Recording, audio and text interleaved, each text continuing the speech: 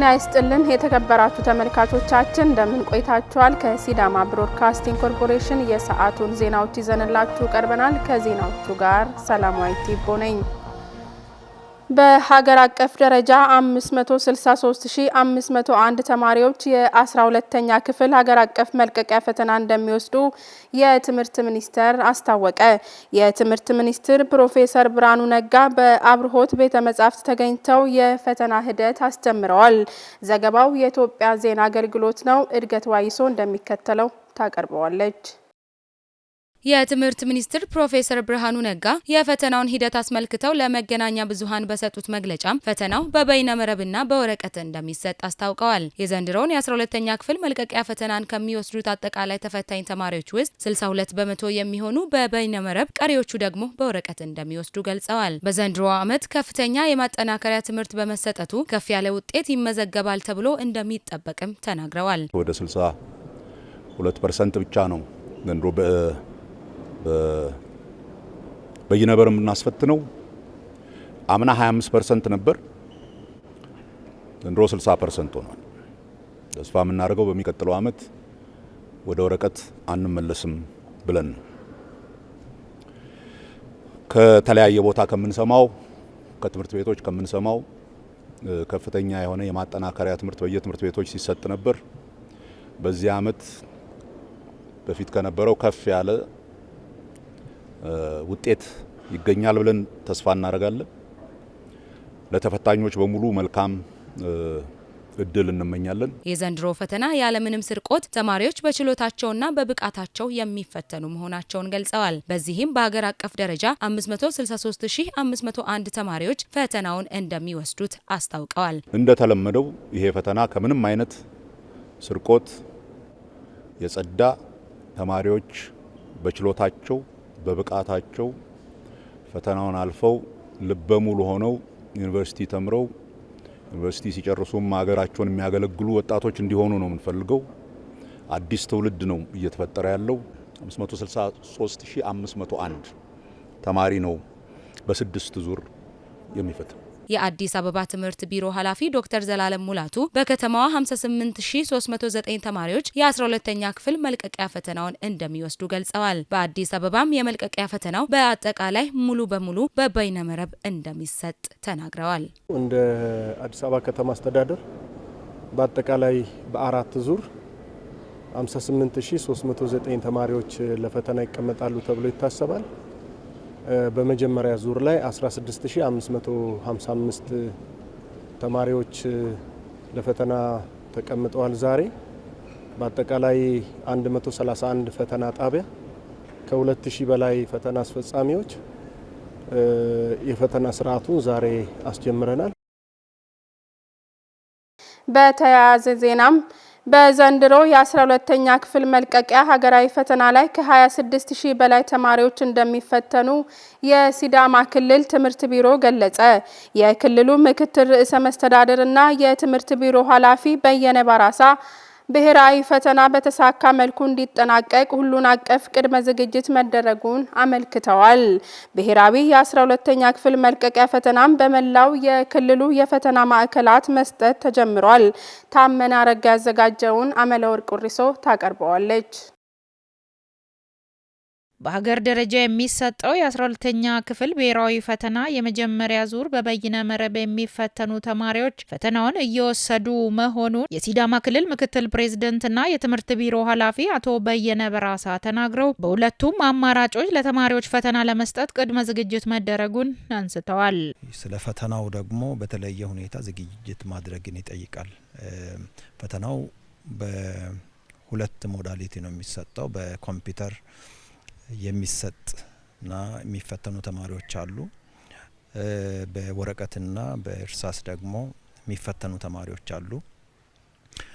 ይህንን ሁለቱንም ታሳቢ ባደረገ መልኩ ክልሉ የራሱን ዝግጅት ሲያደርግ ቆይቷል። በተለይም የኮምፒውተር ፈተና አምና የጀመርነው እና በዚህ ዓመት እንዳገርም አስፍተን መሄድ አለብን ብለን የያዝነው ስለሆነ ለዚህ የሚበቁ ኮምፒውተሮችን ማዘጋጀት፣ የኔትወርክ ሁኔታዎችን ማስተካከል፣ ከተለያዩ ባለድርሻ አካላት ጋር በተቀናጀ መልኩ የተለያዩ ዝግጅቶች ሲደረጉ ቆይተዋል። በዘንድሮው ፈተና በ6 ዙር የሚሰጥ መሆኑን የተናገሩት አቶ በየነ ፈተናውን ከሚወስዱ 26000 ተማሪዎች መካከል 50 በመቶ የሚሆኑ በበይነ መረብ የሚፈተኑ ሲሆን ቀሪዎቹ 50 በመቶ በወረቀት የሚፈተኑ ይሆናል ብለዋል። በመጀመሪያና በሁለተኛ ዙር ፈተና በበይነ መረብ የሚሰጥ ሲሆን ሶስተኛና አራተኛ ዙር የሚፈተኑ ተማሪዎች በበይነ መረብና በወረቀት የሚፈተኑ ሲሆን በመጨረሻ ዙር በአምስተኛና በስድስተኛ ላይ የሚፈተኑ ተማሪዎች በበይነ መረብ የሚፈተኑ ይሆናል ነው ያሉት። እንግዲህ በዚህ አመት እንደ ክልላችን 50% በኮምፒውተር እንዲፈተኑ 50% ልጆቻችን በወረቀት እንዲፈተኑ ነው ዝግጅት ያደረግነው። በዚህ መልኩ እንግዲህ ፈተናው በ6 ዙር ነው የሚሰጠው። የመጀመሪያውና ሁለተኛው ዙር የኮምፒውተር ፈተና ብቻ የሚሰጥበት ነው።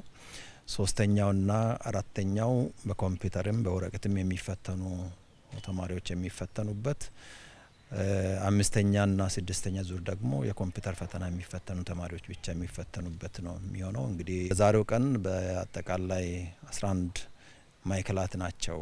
የመጀመሪያ ዙርም እንደመሆኑ መጠን በ11 ጣቢያዎች ፈተናው በአሁኑ ሰዓት እየተካሄደ ይገኛል። በሁሉም ጣቢያዎች ፈተናው በአሁኑ ሰዓት ጀምሮ የተሰጠ ነው እየተካሄደ ነው የሚገኘው። አጠቃላይ የሚፈተኑት ወደ 26000 የሚሆኑ ተማሪዎች ናቸው።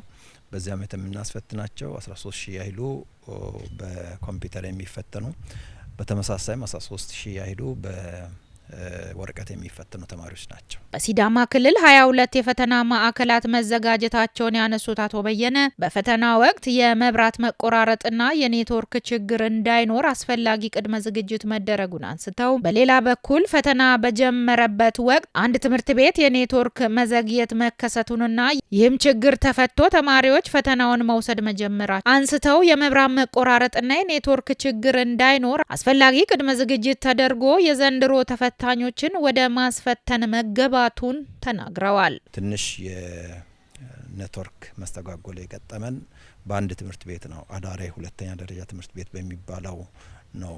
ለተወሰኑ ደቂቃዎች የኮኔክሽን መዘግየት የገጠመንና ያው እነዚያ ተማሪዎችም ያው እንዳይጎዱ የባከነው ሰዓት ተይዞላቸው የፈተናዎች ድርጅትና የሚመለከታቸው አካላት በሚወስኑት መሰረት ደቂቃ ተጨምሮላቸው ያለ ጉዳት እነርሱም ፈተናቸውን የሚወስዱ ይሆናሉ። እንግዲህ በሁለቱም ተዘጋጅተናል። መብራትም እንዳይቆራረጥ ከመብራት ኃይል ጋር ስንሰራ ቆይተናል። በሌላ በኩል ደግሞ የመብራት ኃይሉን ብቻ ተማምኖ ፈተናን መፈተን የሚያስቸግር ስለሆነ ጄኔሬተሮችና ለጄኔሬተር የሚያስፈልጉ ነዳጅ እንዲዘጋጅ አድርገናል። የሆኑ እክሎችም ከገጠሙ ከዚህ ከክልል እስከ ፌደራል ያሉ ተቋማት እየተናበቡ እና እየተቀናጁ የሚሰሩበት ሁኔታ እና ፈጣን የሆነ የመረጃ ልውውጥም ስላለ ያለምንም ችግር ፈተናውን እናስፈጽማለን የሚል እምነት አለን።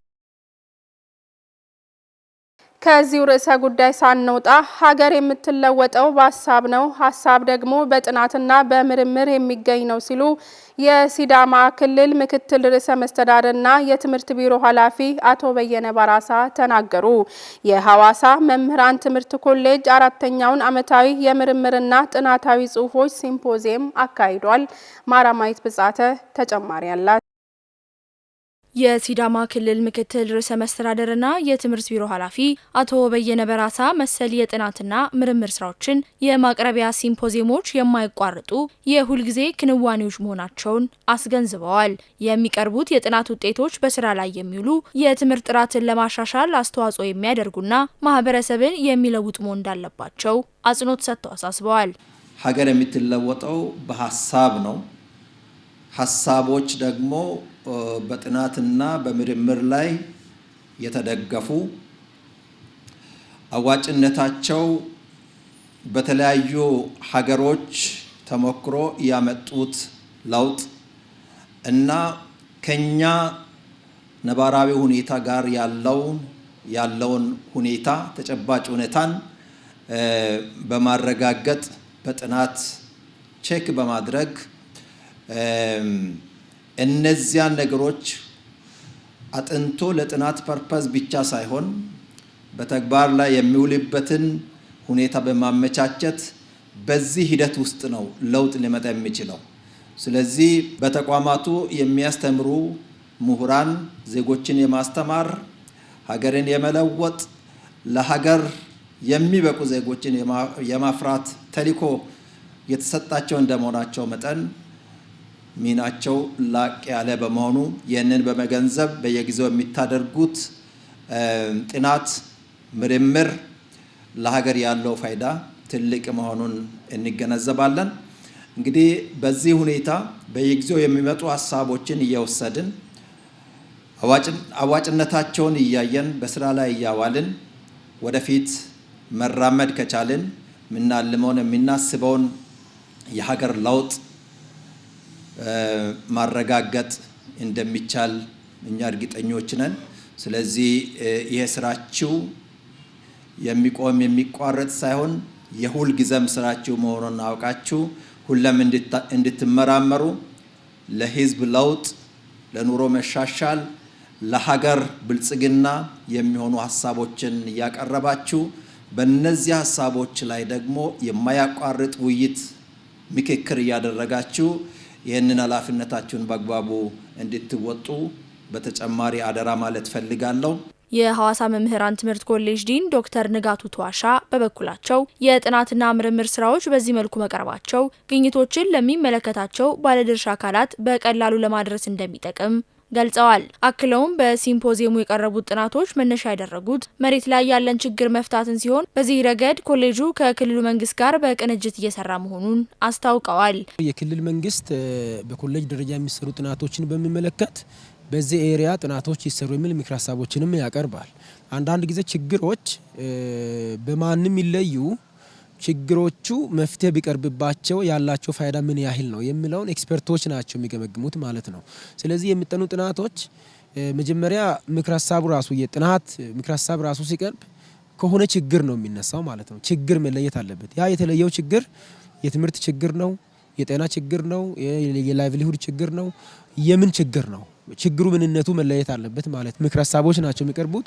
እነዛ ምክር ሀሳቦች ይሞክርባቸዋል። ተሞክሮ ደግሞ የተሻለ ችግሩን የሚፈታ የሚባል ሀሳብ እንደ ግኝት ሆኖ ለሚመለከተው አካል ነው የሚቀርበው ማለት ነው። የኮሌጁ የምርምር ህትመትና ስርጭት ዘርፍ ኃላፊና የሲምፖዚየሙ አዘጋጅ ኮሚቴ ሰብሳቢ የሆኑት ዶክተር ናስር አወል ሲምፖዚየሙ ለተሰሩ ጥናቶች በተደራጀ መልኩ እውቅና የሚሰጥ እንዲሁም ተግባራዊ እንዲሆኑ የሚረዳ ነው ብለዋል። ጠቀሜታው አንደኛ ዋጋ መስጠት ነው። ለተሰሩ ስራዎች ገንዘብ ፈርሶባቸዋል፣ እውቀት ፈሶባቸዋል፣ የተለያየ ግብአቶች ፈሶባቸው ዝም ብሎ ሼልፍ ላይ እንዳይቀሩ ይሄ ኤክስፖዠር ነው የሚሆነው። የመንግስት ባለስልጣናት ባለድርሻ አካላት ተጠርተዋል።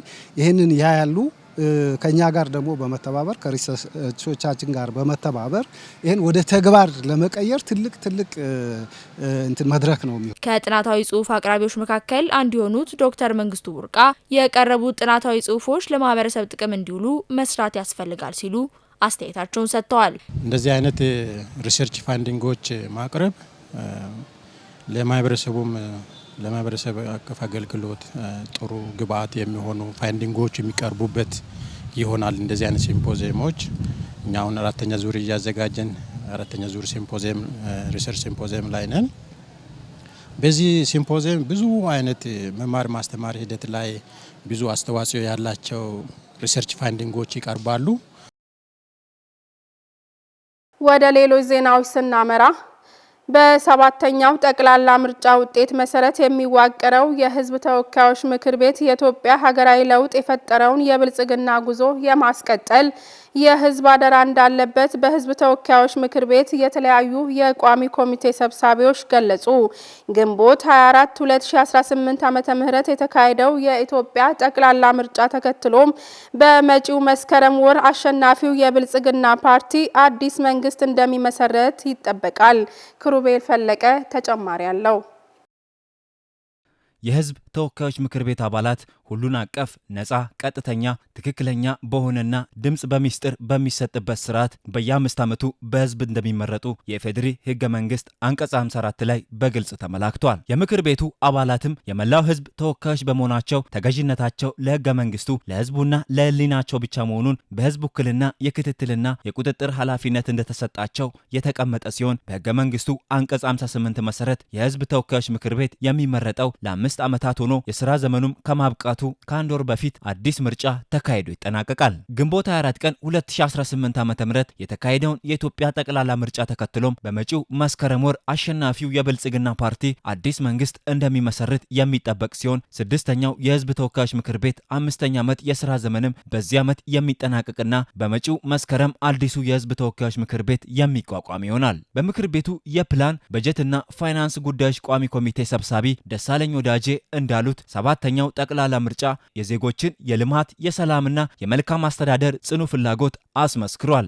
ህብረተሰቡ እስከ እኩለ ሌሊት ድረስ ጭምር በመሰለፍ ይወክለኛል ለሚለው የፖለቲካ ፓርቲ ድምጽ መስጠቱም ለዲሞክራሲ ስርዓት ግንባታ ያለውን ቁርጠኝነት በተግባር ማሳየቱን ገልጸዋል። በጠቅላላ ምርጫ ውጤት መሰረት የሚዋቀረው የህዝብ ተወካዮች ምክር ቤትም የኢትዮጵያ ሀገራዊ ለውጥ የፈጠረውን የብልጽግና ጉዞ የማስቀጠል የህዝብ አደራ እንዳለበት ተናግረዋል። በቀጣይ መስከረም በይፋ ስራውን የሚጀምረው አዲሱ ምክር ቤትም የህብረተሰቡን የልማትና የመልካም አስተዳደር ጉዳዮች የሚያፋጥን ጥብቅ የክትትልና ቁጥጥር ስራ እንደሚጠበቅበት አንስተው በተለይም ግዙፍ ሀገራዊ ልማት ፕሮጀክቶች በስኬት ተጠናቀው የሀገርና ህዝብ ሁለንተናዊ የእድገት አቅም እንዲሆኑ የማድረግ ታሪካዊ ኃላፊነትን መወጣት እንደሚጠይቅ አስረድተዋል። በምክር ቤቱ የጤና ማህበራዊ ልማት ባህልና ስፖርት ጉዳዮች ቋሚ ኮሚቴ ምክትል ሰብሳቢ ዶክተር ታደለ ቡራቃ በበኩላቸው በኢትዮጵያ በርካታ ሀገራዊ የልማት ፕሮጀክቶች እየተገነቡ ነው ብለዋል። አዲሱ ምክር ቤትም የኢትዮጵያን ሁለንተናዊ ብልጽግና ማረጋገጥ የሚያስችል ጥብቅ የልማት ፕሮጀክት አፈጻጸም የክትትልና ቁጥጥር ስራን የመወጣት የህዝብ አደራን እንደተሰጠው ገልጸው መንግስት በፖሊሲ እርምጃና ውጤታማነት ዜጎች ደግሞ በተባባሪነት ጠንካራ የትብብር ቁርኝት በመገንባት የኢትዮጵያን እድገት ማፋጠን እንደሚኖርባቸው አስገንዝበዋል። ዜጎች በሰባተኛው ጠቅላላ ምርጫ የሀገርን ሁለንተናዊ ተጠቃሚነት የሚያረጋግጥ የዴሞክራሲ ባህል ለመገንባት ያላቸውን ቁርጠኝነት በተግባር እንዳስመሰከሩም ተናግረዋል። በምክር ቤቱ የህግና ፍትህ ጉዳዮች ቋሚ ኮሚቴ ምክትል ሰብሳቢ ኢሳ ቦሩ በምርጫ ማግስት የፖለቲካ ፓርቲዎች ፉክክርን ወደ ትብብር በማላቅ ለጠንካራ ዴሞክራሲና ሀገረ መንግስት ግንባታ ሊሰሩ ይገባል ያሉ ሲሆን ህብረተሰቡ መንግስትን የማጽናት መንግስትም ለህዝብ የገባውን ቃል በመፈጸም ውጤታማ የእድገት አቅም የሆኑ የልማት ስራዎችን መገንባት እንዳለበት ገልጸዋል። የኢትዮጵያን ብልጽግናና እድገት ለማረጋገጥና ሀገራዊ የልማት ግቦችን ለማሳካት ሁሉም የበኩሉ ሚና ሊወጣ እንደሚገባም ገልጸዋል። የልማት ግቦችን ለማሳካትና ኢትዮጵያን የብልጽግና ተምሳሌት ለማድረግ ምክር ቤቱ የልማት ግቦችን ከግብ ሊያደርሱ የሚችሉ ህጎችን የማውጣት ኃላፊነቱን ሊወጣ እንደሚገባም ተናግረዋል። የኮሪደር ልማትን ጨምሮ የተለያዩ ልማት ስራዎች በስኬት እየተከናወኑ መሆናቸውን ጠቁመው ህብረተሰቡ ባለው እውቀት ጉልበትና አቅም ከመንግስት ጎን በመሰለፍ የኢትዮጵያን እድገት ለማፋጠን የበኩሉን ድርሻ መወጣት ይጠበቅበታል ሲሉም ገልጸዋል። ዘገባው የኢትዮጵያ ዜና አገልግሎት ነው። በቱሪዝም ዘርፍ ብቁና ተወዳዳሪ ባለሙያዎችን በማፍራት የሀገርን ኢኮኖሚና ገጽታ ለመገንባት የተጀመሩ ስራዎች ተጠናክረው እንደሚቀጥሉ የስራና ክህሎት ሚኒስትር ዴኤታ ዶክተር ተሻለ በሬቻ ገለጹ። የፌዴራል ቱሪዝም ኢንስቲትዩት የላቀ ክህሎት ለቱሪዝም እድገት በሚል መሪ ቃል 13ኛውን የቱሪዝምና የመስተንግዶ ሳምንት በተለያዩ ዝግጅቶች ማክበር ተጀምሯል። ሚካኤል ኡጋሞ ተጨማሪውን ይዟል። የኢትዮጵያ የቱሪዝም ዘርፍ ለሀገር ኢኮኖሚ እድገትና ለገጽታ ግንባታ ያለው ፋይዳ እጅግ ከፍተኛ ነው። ሀገሪቱ ያሏት ታሪካዊ፣ ባህላዊና ተፈጥሯዊ ሀብቶች ለዚህ ዘርፍ መነቃቃት ትልቅ መሰረት ሲሆኑ ቱሪዝም ለኢትዮጵያ ጭስ አልባ ኢንዱስትሪ በመሆን ኢኮኖሚውን ከማጠናከር ባለፈ የሀገሪቱን መልካም ስም በዓለም አቀፍ መድረክ ላይ ከፍ የሚያደርግ ስልታዊ ዘርፍ ነው። በመድረኩ ዘርፉን ለሀገር ኢኮኖሚና ለገጽታ ግንባታ የማዋል ስራዎች ተጠናክሮ ሊቀጥሉ እንደሚገባም ተገልጿል። በመርሃ ግብሩ መክፈቻ ላይ የስራና ክህሎት ሚኒስትር ዴኤታ ዶክተር ተሻለ በሬቻ፣ የቱሪዝም ሚኒስትር ዴኤታ አቶ ስለሺ ግርማ፣ የኢንስቲትዩቱ ዋና ዳይሬክተር አቶ ጌታቸው ነጋሽ ከፍተኛ የመንግስት የስራ ኃላፊዎች፣ የዘርፉ ተዋናዮችና ጥሪ የተደረገላቸው እንግዶች ተገኝተዋል።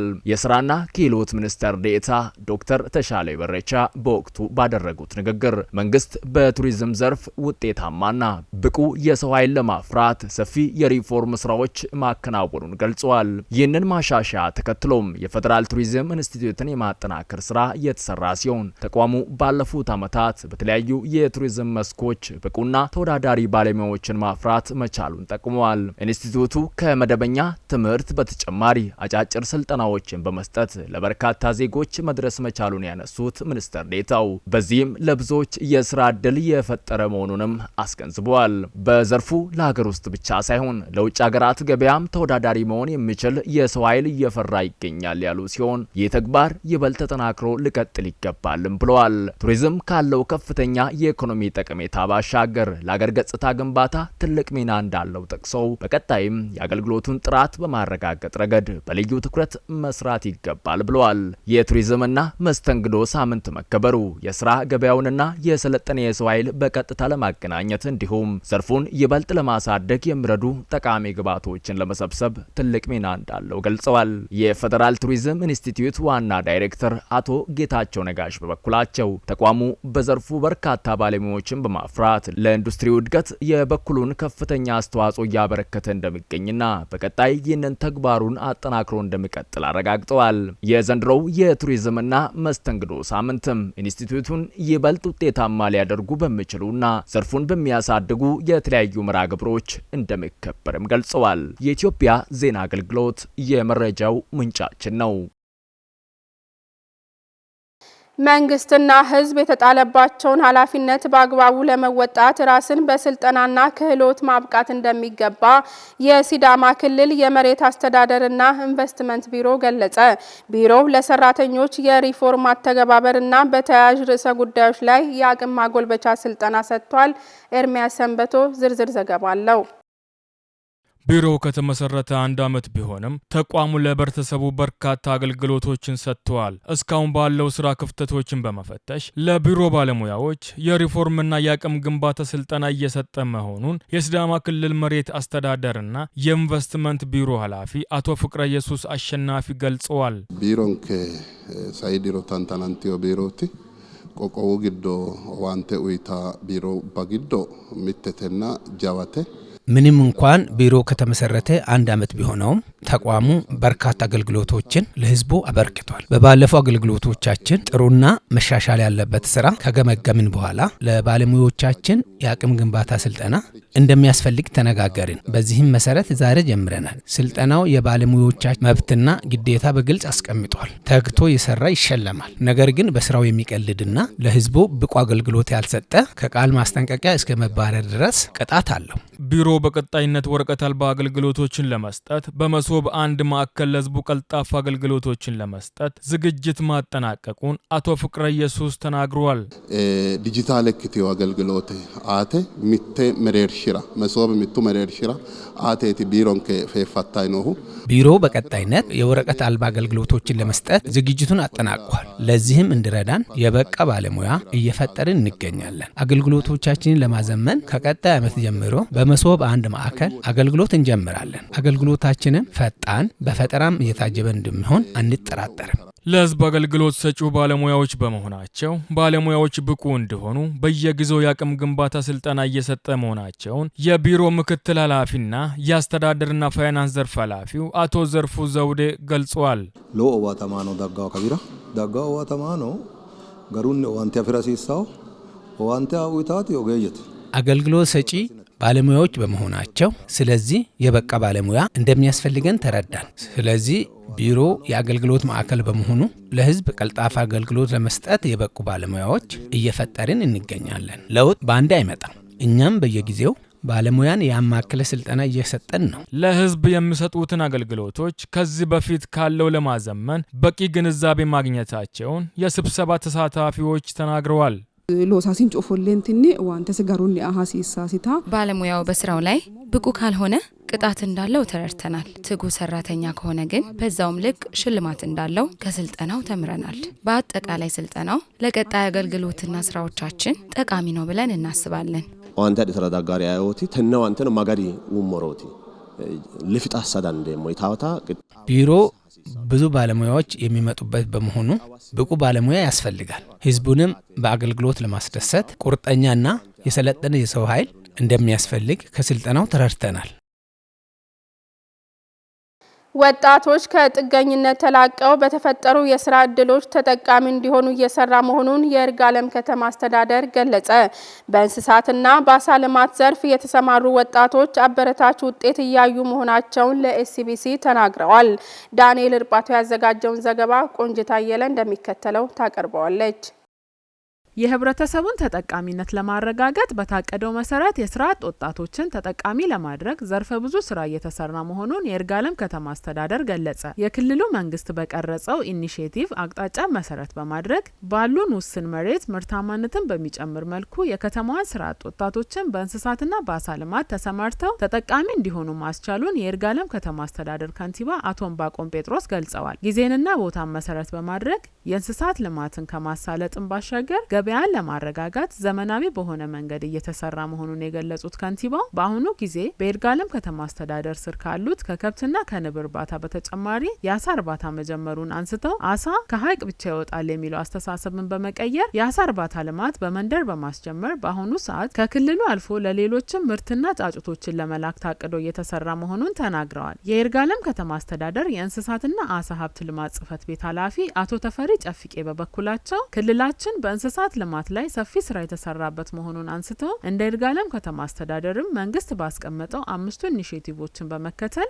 በከተማ ያሉ ማህበረሰብና የስራ አጥ ወጣቶችን ተጠቃሚ ከማድረግም አልፎ እንስሳት ጤናና ጤናማ ምርቶችን ለገበያ ለማቅረብ እንደ ከተማ አስተዳደር በትኩረት እየተሰራ መሆኑን ገልጸዋል። የጽሕፈት ቤቱ የእንስሳትና አሳ ሀብት ልማት የእንስሳት ጤና ክትትል ዘርፍ ኃላፊ የሆኑት ዶክተር በለጠ ቤታና በበኩላቸው የእንስሳትን ጤና በመጠበቅ ምርትና ምርታማነትን ለመጨመር በከተማ ውስጥ በክልሉ ድጋፍ የእንስሳት ክሊኒክ ተገንብቶ አገልግሎት መጀመሩን አንስተው እንደ ከተማም አስፈላጊውን ድጋፍ በማድረግ ብዙ ስራ እየተሰራ እንደሆነም አክለዋል። የጽሕፈት ቤቱ የእንስሳት መኖ ባለሙያ የሆኑት አቶ ተሰማ ይወታሙ የእንስሳትን መኖ በዘመናዊ መንገድ በአካባቢው በሚገኙ ግብዓት በማዘጋጀት የምርት መጠንን ለመጨመር እየሰሩ መሆኑን ተናግረዋል። ለኤስቢሲ ሀሳባቸውን የሰጡትና የስራ ዕድል የተፈጠረላቸው ወጣቶች በበኩላቸው መንግስት የገንዘብ የቦታና የስልጠና ድጋፍ እንደሰጣቸው አንስተው በድጋፉም እጅግ ደስተኞች መሆናቸውን እና ለወደፊትም ስራቸውን በማስፋት ወደ ቀጣይ ደረጃ ለመሸጋገር በቁርጠኝነት እንደሚሰሩ ተናግረዋል። ተመልካቾቻችን ከሲዳማ ብሮድካስቲንግ ኮርፖሬሽን ለሰዓቱ ያዝንላችሁ ዜናዎች የተከታተላችሁትን ይመስሉ ነበር። ከዜናዎቹ ጋር ሰላማዊት ቲቦ ቆይታ አደረኩኝ። ባላችሁበት ሰናይ ምሽት